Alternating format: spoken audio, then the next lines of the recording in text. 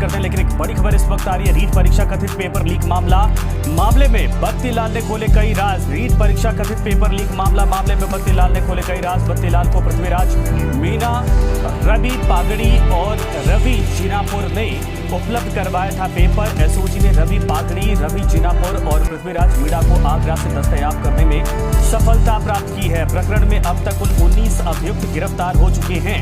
ये बड़ी खबर इस वक्त आ रही है। बत्तीलाल की गिरफ्तारी के बाद एक एक चीजें और गहराई से खुलती जा रही है। रीट परीक्षा कथित पेपर लीक मामले में आशुतोष हमारे साथ पूरी अपडेट के साथ है। आशुतोष, पूरी जानकारी क्या है इस पर अभी? देखिए, जैसा बताया आपको पहले कि इसमें मुख्य सूत्रधार है वो बत्तीलाल के तौर पे सामने आ रहा था, लेकिन जैसे जैसे जांच आगे बढ़ी और कड़ी से कड़ी जोर से देखा गया, बत्तीलाल को भी क्योंकि लगातार सवाल ये उठा था कि 8 से जब उसको पेपर प्राप्त हो गया, ये पेपर लीक, तो कहाँ से प्राप्त हुआ।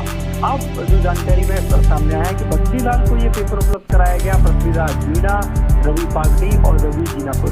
पृथ्वीराज मीणा के बैकग्राउंड के बारे में बात करें तो नरेगा से इसका ताल्लुकात बताया जा रहा है। ये नरेगा के लिए काम करने वाला शख्स है और अन्य जो गिरफ्तारियां हुई हैं वो इसके साथी हैं।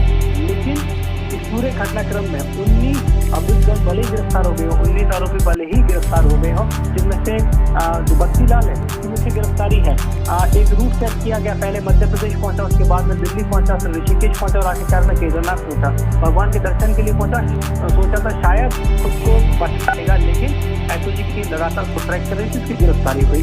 अब इसके अंदर 2 कड़ी और एसओजी के सामने निकल के आई है, जिसमें से एक जिक्र आ रहा है भजन लाल का। हालांकि नाम पुख्ता नहीं है, लेकिन ऐसा नाम निकल के सामने आया है क्योंकि बत्तीलाल को ये पेपर कहाँ से प्राप्त हुआ, ये कड़ी तो खुल चुकी है, लेकिन इसके ऊपर एक और कड़ी है, यानी कि रवि पागड़ी, रवि जीनापुर और पृथ्वीराज को ये पेपर कहाँ से प्राप्त हुआ था। इस बारे में भी एसओजी इन लोगों से पूछताछ कर रही है। उन तक पहुंचना बहुत ज्यादा जल्द जरूरी होगा, क्योंकि ऐसी जानकारी में सामने आ रहा है कि ये वो लोग होंगे जो कहीं ना कहीं सिस्टम से सीधे तौर पे जुड़े हुए हैं। दूसरी बड़ी बात, जे सीरीज का जो कथित पेपर लीक पेपर सामने निकल के आया, तो इस जे सीरीज के पेपर के लिए एसओजी अब माध्यमिक शिक्षा बोर्ड अजमेर जाएगी और ये जानने की कोशिश करेगी कि जे सीरीज के कुल कितने जो पेपर थे प्रिंट किए गए, कितने परीक्षार्थियों में दिए गए, और अगर उनमें से कुछ पेपर बचे हैं तो उनको किस तरीके से रखा गया है, उनकी नंबरिंग किस तरीके से की है, लिस्टिंग किसी तरीके से की है, क्योंकि क्या सिस्टम के अंदर का कोई व्यक्ति तो शामिल नहीं है जिसने जे सीरीज के पेपर के साथ में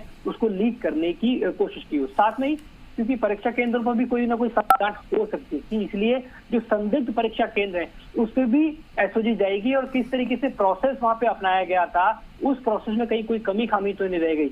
इन तमाम तथ्यों को लेकर एसओजी अपनी जांच करेगी। बहरहाल बत्तीलाल की गिरफ्तारी है, उससे जो राज खुले हैं उसके एक एक करके पृथ्वीराज, रवि पागड़ी और रवि जीनापुर की गिरफ्तारी हुई है, लेकिन इनसे अहम गिरफ्तारी होगी उन व्यक्तियों की जो और ऊपर की कड़ी बताई जा रही है, जिनको सीधे तौर पे ये पेपर सिस्टम से या तो प्राप्त हुआ या वो खुद सिस्टम की व्यक्ति है।